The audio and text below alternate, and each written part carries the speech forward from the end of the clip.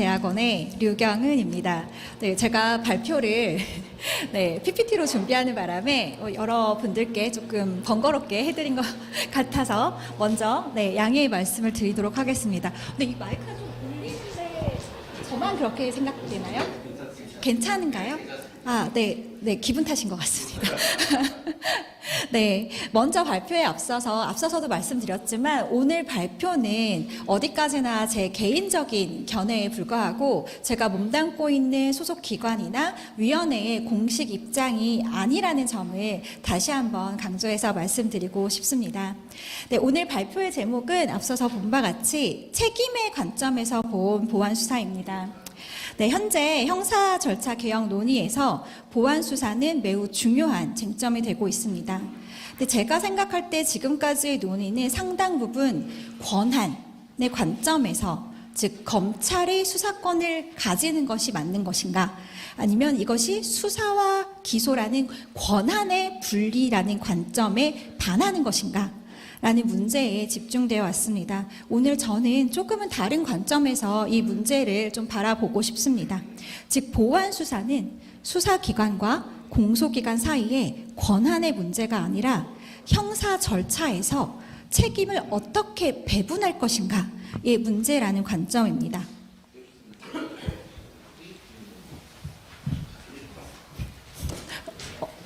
포인트를 어디로 바라볼까요? 네.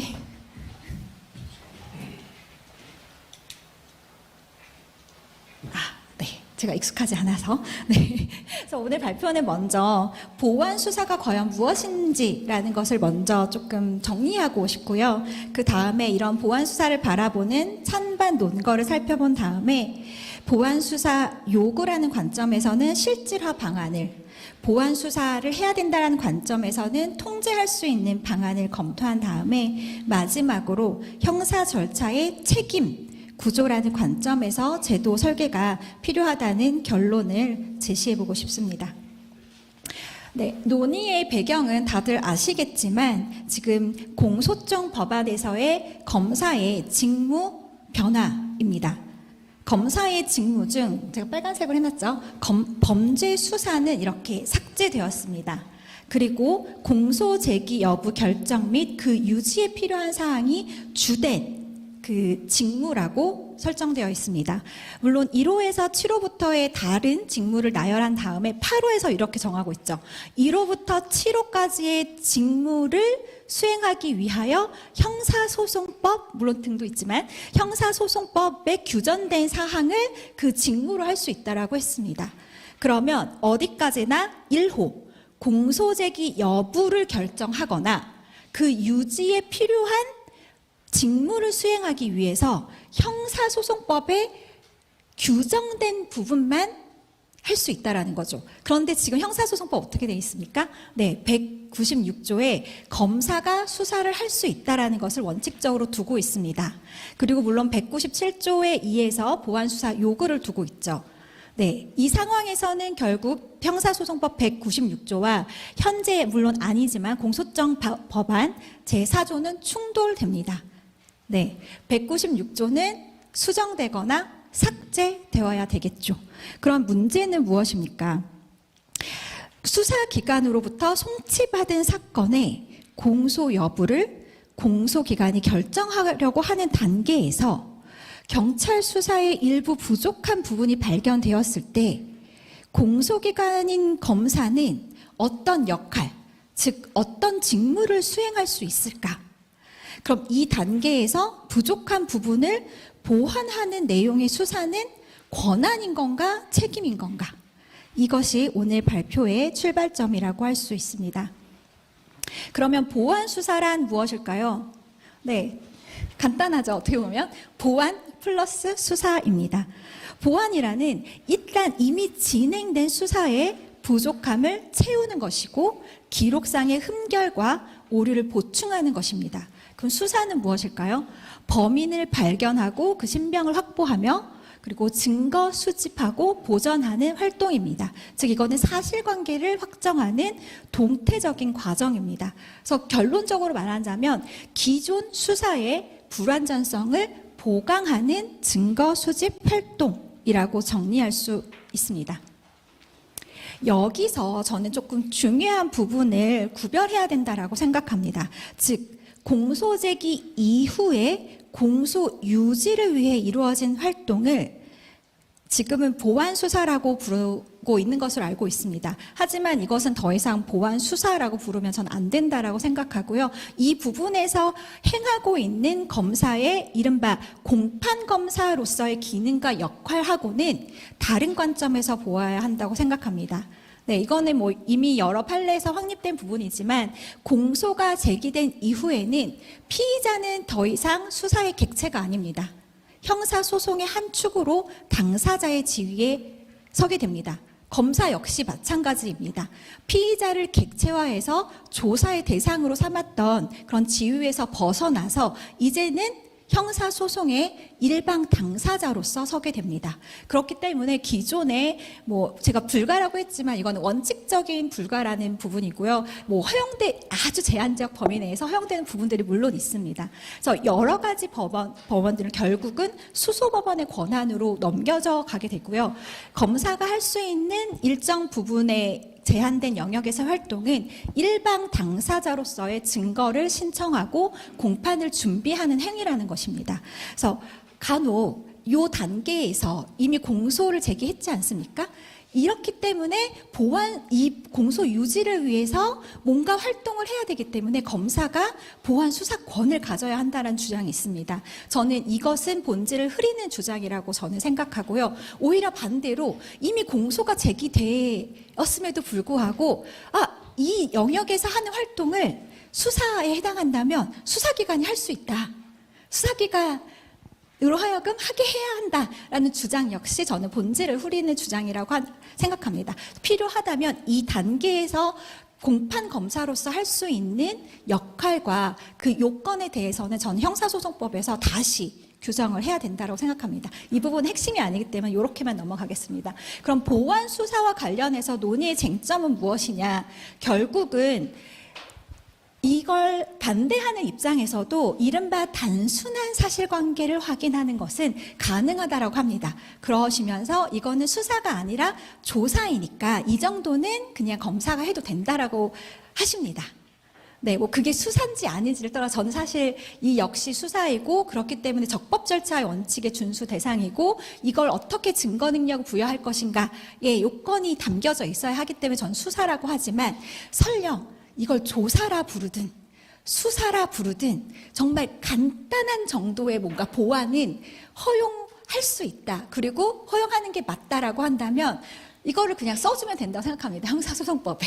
이 정도의 간단한 거는 해도 된다. 그래서 이거는 저는 논의의 쟁점이 아니라고 생각합니다. 논의 쟁점은 무엇이냐. 이러한 간단한 사실 확인을 넘어서는 영역에서의 피의자를 소환해서 불러서 신문을 한다던가 참고인을 불러서 한다던가 아니면 압수수색을 한다던가 아니면 인신구속을 한다던가 이러한 영역이 분명히 뭐 필요할 수도 있고 이런 부분들이 있는데 이 영역에서 과연 검사가 이러한 영역에서 활동하는 것을 과연 허용할 수 있는가 필요한가라는 관점입니다. 그래서 저는 이 영역에서 보면은 사실상 그 또 한 가지로는 이거는 저는 권한의 문제라기보다는 책임의 문제라고 생각합니다. 책임의 관점에서 본다고 하더라도 두 가지로 볼 수 있어요. 수사기관은 내가 수사기관이기 때문에 수사기관으로서의 수사 책임을 완결하기 위해서 담당해야 될 영역이다. 미진한 부분이 있으니까 우리 수사기관이 알아서 책임지고 수사를 완성시키겠다. 라는 관점에서 볼 수 있는 것이고요.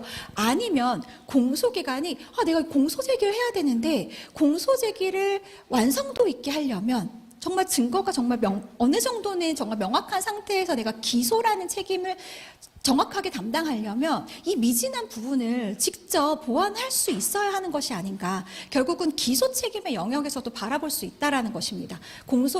기소 책임이라는 공소제기 여부를 결정하기 위해서 필요한 과정이라는 것이죠. 다음으로 그러면 보완 수사에 대해서 이것을 수사 책임으로 보든 기소 책임으로 보든 각 책임으로 보는 그 논거를 잠깐 살펴보려고 합니다. 이것은 많이들 아시겠지만 보안 수사를 이른바 수사 책임으로 이해하는 부분들은 이거는 수사와 기소의 분리 원칙을 훼손시킨다고 생각합니다. 왜냐? 이 보안 수사의 영역을 수사의 영역으로 보는 것이죠. 수사 책임을 다하는 영역으로 보는 것이죠. 그렇고 사실상 검사의 수사 범위를 넓히는 명분으로 악용될 소지가 있으며 따라서 경찰 수사의 독립성을 저해한다라고 주장하십니다. 이러한 분들의 그러면 대안이 무엇이냐? 그럼 보안 수사를 그러면 수사기관이 원칙적으로 수사 책임을 완결할 수 있게 하려는데 그것이 부족한 부분을 어떻게 채울 것인가라고 한다면 보안 수사 요구를 조금 더 내실화하면 되지 않겠냐. 그래서 보안 수사 기소 분리의 원칙에 맞게 보안 수사 요구로 활용하면 충분하다. 물론 지금 약간의 미진한 점이 있는데 그것은 조금 더 수정하고 보완해야 할 것이다. 그리고 이거는 사실상 현실적인 문제인데요. 사실 그 수사권 조정 이후에 가장 큰 문제로 그 제시가 된 것이 수사 지연의 문제입니다. 수사 지연의 문제는 저는 양적인 문제도 있지만 수사기관에서의 수사관들의 어떤 수적인, 그러니까 양적인 문제도 있지만 질적인 문제도 저는 분명히 있다고 생각합니다. 그래서 그렇기 때문에 수사 역량도 강화해야 되고 그 인력도 강화해야 된다. 다만 수사 책임을 원칙적으로 잘 지키기 위해서 이 부분들을 조금 더 보충을 하고 훨씬 더 보완을 해주면 되는 거 아니냐라는 관점의 논의입니다. 그러면 보안 수사가 검사의 보안 수사 필요하다라는 입장은 겁니다. 기소 책임의 입장에서 바라보는 겁니다. 아니 공소 제기 여부를 결정을 하려면 내가 책임을 갖고 기소 책임을 완결하려면 내가 생각하는 부족한 부분을 직접 채우게 해야 되는 거 아니냐. 라는 부분이고 그것이 훨씬 더 효율적이고 실체 진실 발견에 유리하다라는 것입니다. 또 하나는 경찰로 다시 보내서 또다시 받았는데 내가 생각한 그 보안 수사가 아니고 그러면 다시 또 보내고 네, 이렇게 함으로써 결국 효율성과 신속성에 반한다는 것이죠. 또 하나의 논거는 경찰 수사도 통제해야 된다는 것입니다. 이른바 봐주기식 시사나 암장 수사가 분명히 어느 정도는 발생할 여지가 있는데 이거를 통제할 수 있는 방안이 필요하다라는 부분입니다. 그러면 찬성하는 입장에서는 보안 수사를 하면 결국 검사의 권한이 확대되고 수사기소의 원칙이 반하게 되고 이런 부분들을 어떻게 그러면 통제할 것이냐. 그래서 찬성 입장에서의 대안은 원칙을 그러면 수사 책임을 존중한다는 입장에서 보안 수사 요구를 원칙으로 하고 보안 수사, 이른바 직접 보안 수사는 예외로 설정하면 된다. 그리고 보안 수사의 남용을 통제할 수 있는 그 통제 방안을 더욱더 구체적으로 설정하면 된다. 라는 부분입니다. 그러면 그 다음으로 각각의 영역에서 말하는 대안이라고 하는 것이 과연 충분한가? 그리고 그것이 현실성이 있는가? 라는 부분들도 조금 살펴보도록 하겠습니다. 과연 보안 수사 요구로 충분한가? 그래서 요구에 대해서 미이행이 있고 아예 미이행이 아닌데 그냥 소극적인 이행인 거죠. 아니면 굉장히 그 처리는 하는데 그 속도로 굉장히 늦추면서 하는 이런 부분, 이행의 지연이 있습니다. 그리고 또 하나 중요한 문제는 이것도 의사소통이라다 보니까 검사도 보안수사 요구를 할 때 정확하게 요구를 잘 못합니다. 그래서 검사의 머릿속에 있는 그 보안수사 영역들이 수사기관에 정확하게 전달되기가 힘든 구조입니다. 그리고 아시다시피 양 기관이 별로 안 친한 것 같아요. 소통을 잘 안 하시고 있는 것 같습니다. 그래서 의사소통이 불완전합니다. 그리고 아까도 지적했듯이 인프라가 부족합니다. 이것은 양적, 질적 모두입니다. 그러면 이것을 실질화할 수 있는 방안을 강구를 해야 되겠죠. 그래서 저는 수사 책임을 강화해야 된다라고 생각합니다. 그래서 보안 수사 요구를 할 때도 이 검사가 정확하게 체크리스트 같은 걸 만들어서 이런 항목은 언제까지, 이행 기간을 만들어서 정확하게 보안 수사 요구를 내려야 되고요. 그것에 대해서 사실은 인사나 평가에 반영하는 구조도 확립되어야 된다고 생각합니다. 그리고 불이행시 제재 구조는 저도 이게 완전히 바람직한 방법이라고는 생각하지 않지만 정말 이것이 의도적인 불이행 내지는 무책임한 이행일 때는 이것을 통제할 수 있는 실효성 있는 방법도 필요하다고 생각합니다. 중요한 것이 상시 협력 채널 구축인데요. 수사 초기 단계부터 결국 의사소통을 강화해야 되는 것입니다. 저는 이게 굉장히 이상적이라고 생각하거든요. 그런데 이거를 보는 관점에 따라서 이거 수사지휘 부활 아니야? 라고 오해할 수도 있는 부분이라고 생각합니다. 그렇지만 그런 오해를 좀 덜어내고 서로 수사 책임이든 기소 책임이든 그 책임을 다하기 위한 과정으로 조금 이해하고 양자 간의 소통을 조금 더 원활하게 하는 것이 어떨까라고 생각하고요. 마지막으로는 오늘 주제와 조금 맞닿아 있을 수 있는데 그 역량, 그러니까 전문적인 역량을 강화시킬 수 있는 여러 가지 지원 방법들을 확보해 주는 부분입니다. 그러면 반대 입장에서 볼 때 그럼 보안 수사 이거 남용하는 거 통제 가능해? 통제 가능할 수 있을까요? 이런 부분들에 대해서 보도록 하겠습니다. 그래서 운영 원칙을 확립하는 것이 저는 중요하다고 생각합니다. 물론 이것은 기소 책임을 다하기 위해 필요한 과정이지만 본질이 수사라면 그 수사는 수사기관이 원칙적으로 책임질 수 있도록 해줘야 된다는 취지입니다. 그래서 원칙은 보안 수사이고 검사가 직접 수행하는 것은 예외 로 설정해야 된다라는 취지입니다. 그러면 남용한 통제 방안으로는 저는 4가지 방법을 생각을 해보았습니다. 보안 수사를 할 수 있는 대상을 엄격하게 제한하는 것입니다. 송치 사건과의 동일성 범위 내로 한정이 되어야 한다고 생각합니다. 이 부분에 대해서는 좀 달리 생각하시는 분들도 있는 것 같습니다. 이게 관련성 내지는 직접 관련성 있는 부분까지도 해야 되는 거 아니냐. 그렇지만 제 생각으로는 이거는 그러면 공소청법 4조 위반이라고 생각합니다. 공소청법 4조에서 1호의 범죄 수사가 삭제되었고 8호에서는 1호의 직무를 수행하기 위해서 필요한 범위 내에서 형사소송법이 정하는 그런 사항만 할 수 있습니다. 그런데 여기서 인적, 물적 동일성을 벗어나는 다른 수사를 한다는 건 이거는 새로운 인지를 하는 겁니다.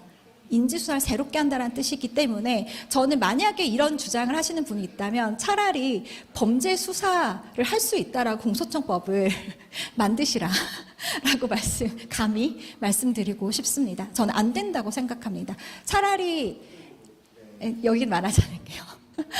그렇게 주장을 하시려면 저는 그 주장에 대해서 이게 그럼에도 불구하고 남용하지 않으리라라는 다른 방향의 어떤 통제가 가능하다라는 것을 명확하게 주셔야 한다고 생각합니다. 저는 그렇게 되면 통제를 벗어난다고 생각하기 때문에 저는 동일성 범위 내로 제한한다라고 말씀드리고 싶고요. 방법도 임의수사와 강제수사가 있는데 되게 저도 고민이 많았습니다. 임의수사만 하도록 할 것인가. 그런데 보안수사의 영역으로 넘어온 이상 임의수사만 할 수 있다라고 선을 긋는 거는 굉장히 어렵다라고 생각합니다. 그래서 강제수사도 할 수 있도록 해주되 그 강제수사의 요건과 방식을 제한하는 방법을 조금 더 깊이 있게 생각해 볼 필요가 있다고 생각합니다. 사유 제한도 마찬가지입니다.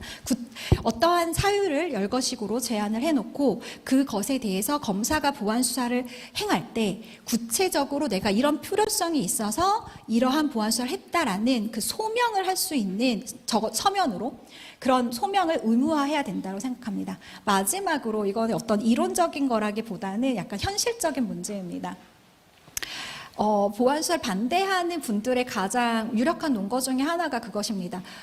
지금 공소청에 인적 물적 구조가 그대로 남아있는데 이걸 보안수사를 허용하게 한다면 언제든지 그 남아있는 인적 물적 그런 그 구조를 이용해서 언제든지 다른 방향의 더 넓은 영역의 수사를 언제든지 할 수 있을 것이다.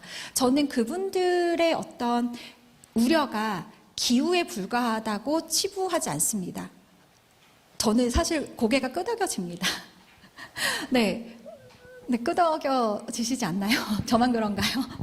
뭐 이미 과거가 그러했고 지금 현재도 그러한 부분들이 진행되고 있는 부분들이 분명히 있기 때문에 저는 이 부분을 정확히 해야 된다고 생각합니다. 그런데 죄송하지만 지금 현재 공소청 법안에서는 이런 공소청의 인적 물적 축소가 보이지 않습니다. 제가 못 찾은 것 같은데요.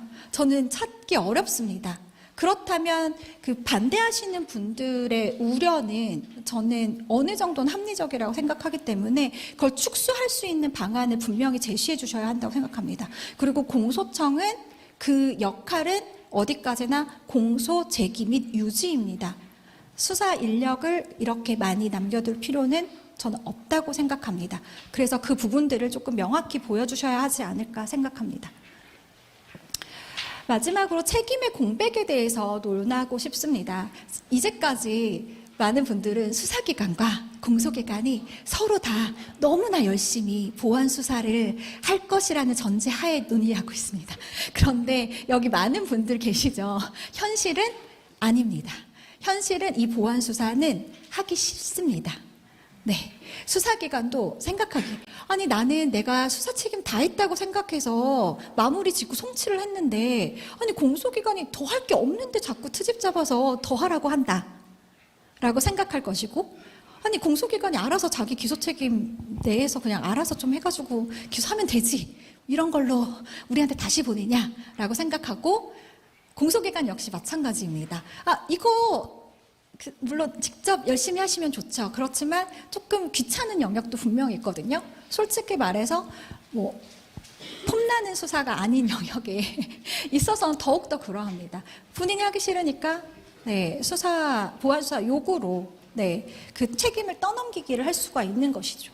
지금 뭐 핑퐁이라고 하는 부분들이 바로 그것입니다. 그래서 경찰의 수사 종결과 검사의 보안 수사 요구 사이에서 과연 이 영역이 그럼 누가 책임져야 되는 영역인 건가? 서로 떠밀 때의 문제입니다.